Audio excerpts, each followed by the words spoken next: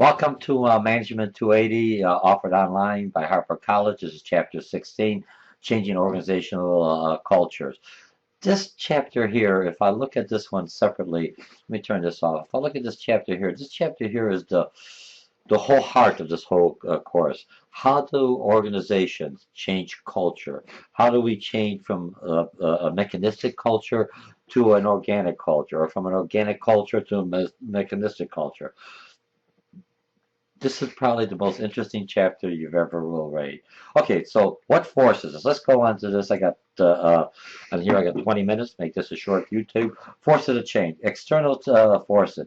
Demographic, outside, technology, customers, all those are forces. I remember when you had previous classes with me and we talked about a SWOT analysis, strength, weakness, and opportunity. Strengths and weaknesses are within the organization. Opportunities and threats are outside the organization. So I'm looking at forces outside the organization that affecting my culture. How do I change? How do I start getting more people using Facebook?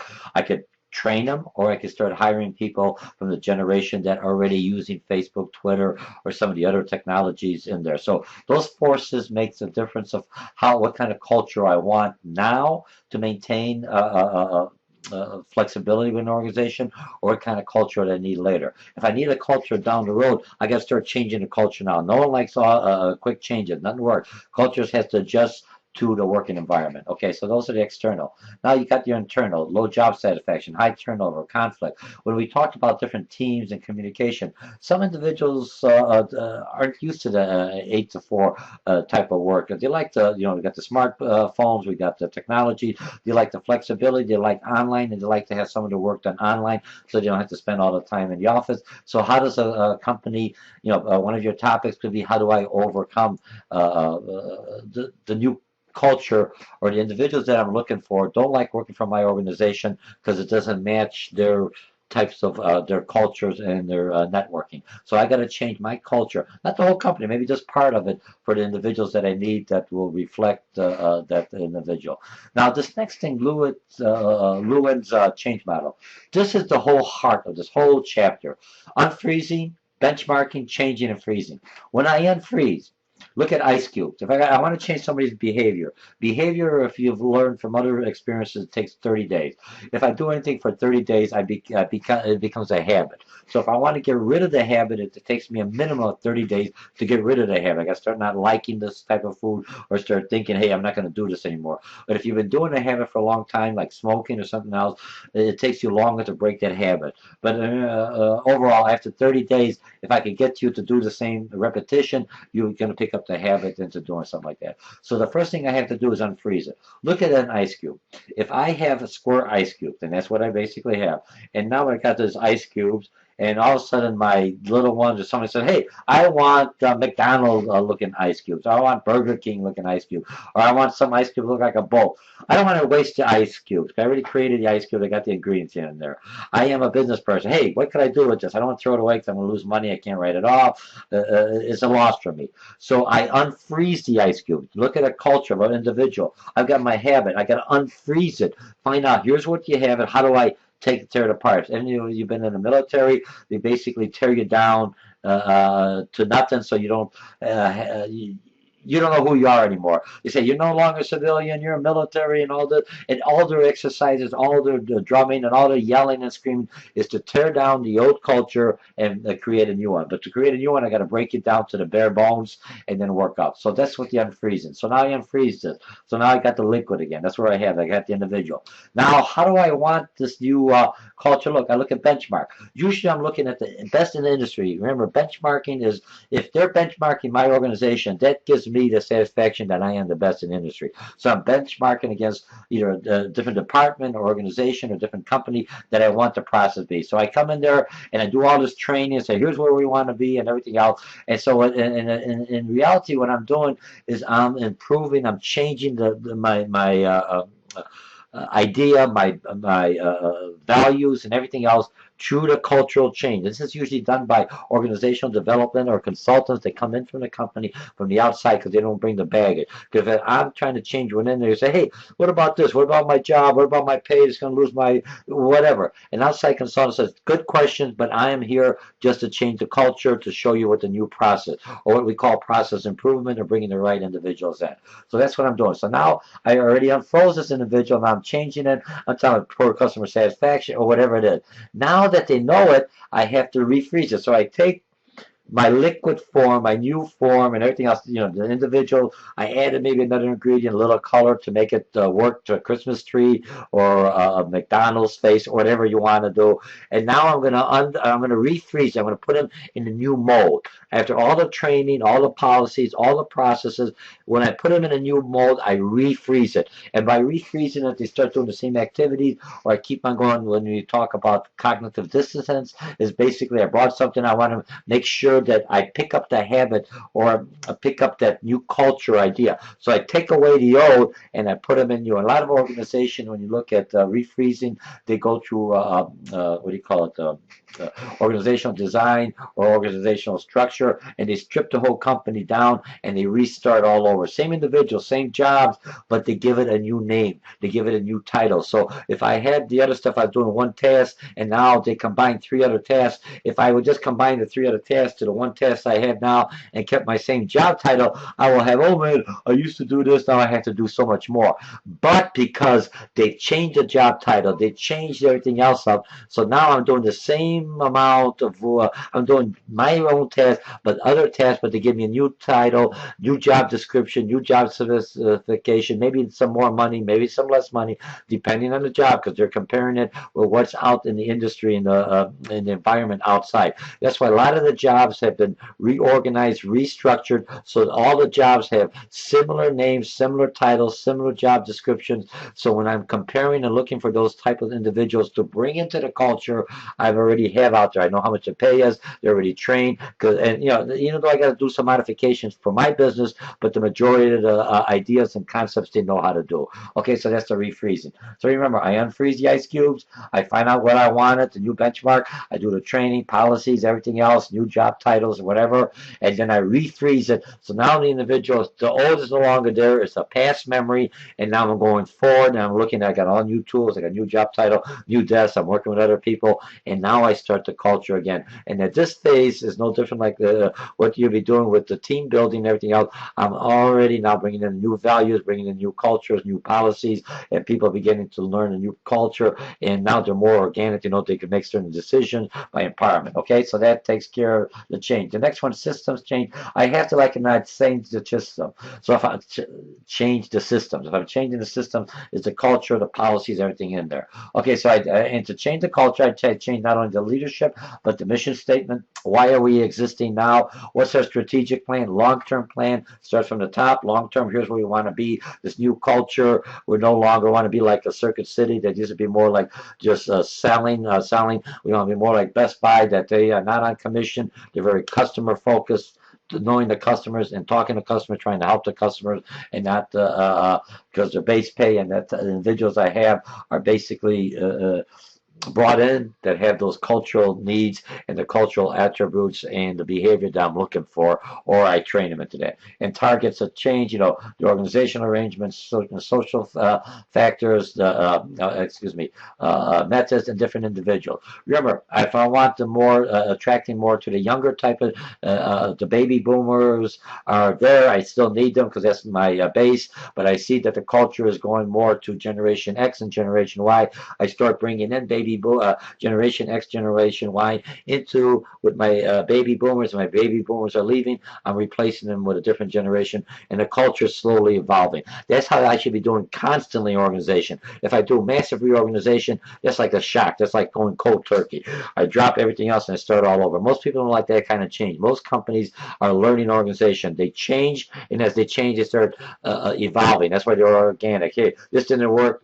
This is new markets coming in. Here's a new regulation? How do I change and adjust? Just like we've read in our previous chapters. Okay, steps to organizational urgency. A lot of times you can say, hey, the company's going under. Like when Twinkies, they try to do urgencies, trying to do some kind of get some kind of concessions from the union. That didn't work. Twinkie went under. Another company bought them out. They brought in a new organization, leaner, with at this time there's no union involved because they're not tied in with all the rules and regulation because the urgency was there. The employees didn't think it was there. The union didn't think there was there. They think the company was bluffing. They went bankrupt. A new owner picked it up. I'm not saying right or wrong, class. So remember, I've got a union background. I've come from both sides. I understand sometimes the unions, the rules could be too restrictive for organizations that need to grow.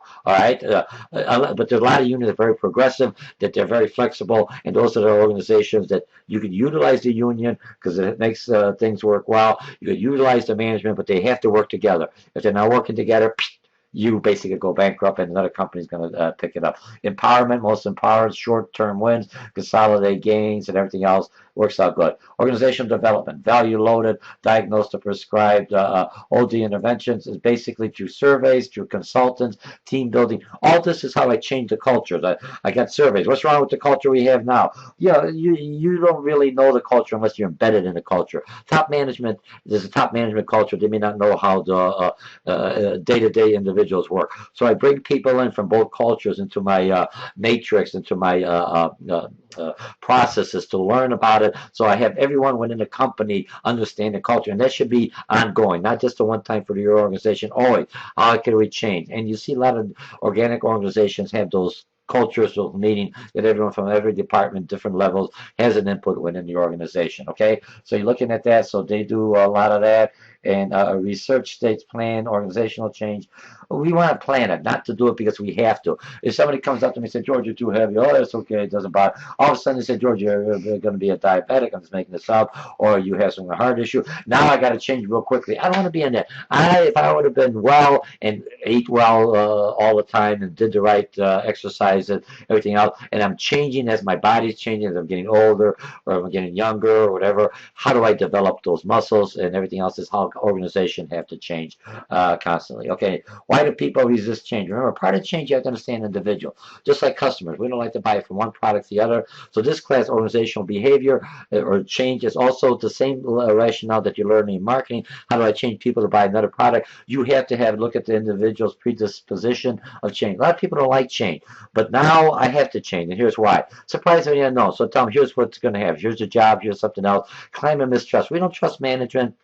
So you have a different, that's why you have consultants trying to help with the change. Fear of failure. They finally know the process and now have to learn a whole new system, a whole new thing. It's no different than when you take one class, go to another class. You did well in your last class in accounting, marketing, or different management. Now you're taking this class with another instructor. Oh, will I be able to satisfy the instructor? Will I do the same kind of grade as I did this? And here's a new concept I don't know. We all have that fear. Peer pressure. Why change? Peer pressure to keep you up. Personality conflicts. You want to change for whatever reason. You may say this is against your individual preferences, or is the company is becoming more unethical, or it's becoming too ethical, whatever the case is.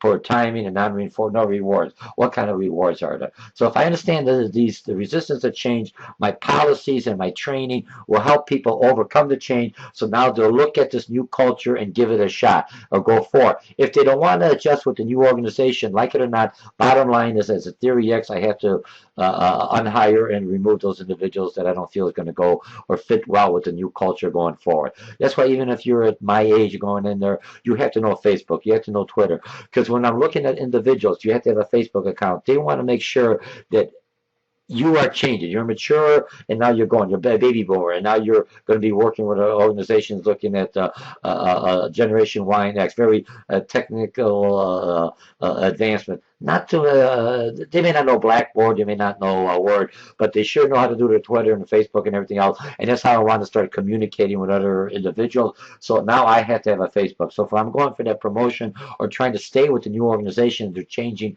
more to a younger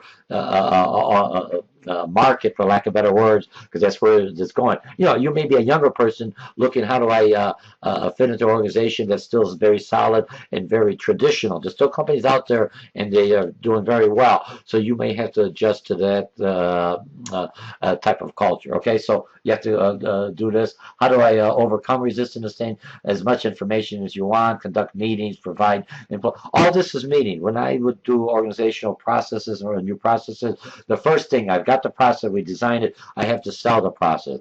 You know, some are going to go with it and others won't. If they don't go with it, they're basically let go, for lack of better words, because here's a new company, here's what you have to do, here's a new software, we're not using the old software. And a lot of times, for a change, you change the offices. If you bringing in new technology in, you keep it and you run the both parallel, and then the old just goes away one day and it's strictly new. So they're forced into the change. Okay, strategies to resist the change: education, communication. When I use that, lack of information. Initiators do not have all the facts. Participation, involvement, facilitate and support, adjustment, product, negotiation, manipulation, cohesion, cooperation, and basically explicit coercion. Remember, other texts don't work. I'd use all these, then basically here it is. You don't like it, I give you the training. You keep on failing the training. I offer the training. Some people are going to fail it, and what are you going to do with me? I basically let you go because you no longer fit the new job description, the new specification. Let's see, I got a few more minutes. And creating a learning organization. How do I create? Be proactive. Acquires, transfers knowledge throughout the organization. That's what the forums do. You're always coming in. How can I improve? So if I look at an organization, just like I always tell people, I put on weight overnight by eating a lot of Twinkies. I kind of lost weight because the Twinkies were out. Twinkies are back in. So now I'm putting it on. How do I lose the weight? The same way, in a slow process. Now I maintain my level. Even if there's a crash diet, whatever, I quit eating it. I'm at the level I want. It's going to come back in. I had to start changing my lifestyle. I got to be a little more active, park farther away. So how do I maintain it? And I'm learning. That didn't work well. How do I change it? A new way to lose weight, a new way to exercise, a new way to release stress. I put that in. I don't wait till the last minute and I'm all burnt out, all stressed out, overweight. I basically do all this and I incorporate it in the organization. So if I look at learning organization, just like we are, we're always learning new technology, new things. No matter how many degrees you have to learn because changes are happening. If you go to your doctor and he or she is basically looking at a certificate, graduated in 1950, and here it says 2000, man, that's almost 65 years or 60 years, and then you just don't see any new improvement. You may have it back then. What's new? That doctor is probably already all outdated. So there's diseases that change, there's new diseases, there's new ways to treat them. You're looking for a doctor who's always current. That's a learning doctor, it's a learning organization. Hospitals are always bringing in new technology, new equipment to solve better. If you look at most hospitals now, if you're one of those individuals like to play all the games on Xbox or whatever the other games you're playing, or the Wii. Basically, those are the doctors you want. You want doctors who have eye coordination. You also want them in the military. You want the people to fly the jets because it's all by hands and sight. And the doctors, a lot of the surgery, even eye surgery, if you're looking at, it's all done by computers, a little robotic. You have to know how to handle that. So you see how technologies change, and you want the doctor who has the new technologies to make the operation less painful and the healing time in the shorter portion. So this whole chapter 16, is the whole book. How do I change cultures? How do I change them? How do I freeze them? How do I bring new people in? How do I maintain the existing culture? How do I get rid of some of the old culture and bring in new values, new attributes? All starts from the top, and this is what this whole book's about, and this is what this whole chapter about. And I think I've got it all. I've had a lot of ants if I was in speech. I'm learning how to edit later on, some of my editing, so I can get rid of my ums and ands.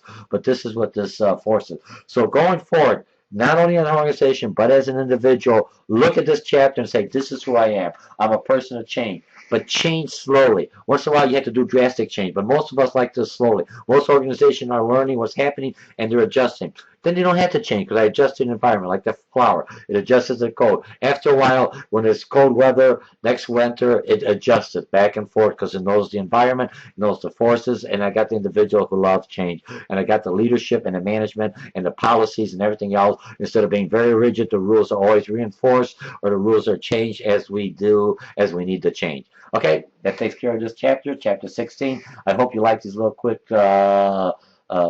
verses and these real quick YouTubes. My name is Dr. George Mochocki. This week we covered Chapter 16, Changing Organizational Culture, using Ludwig's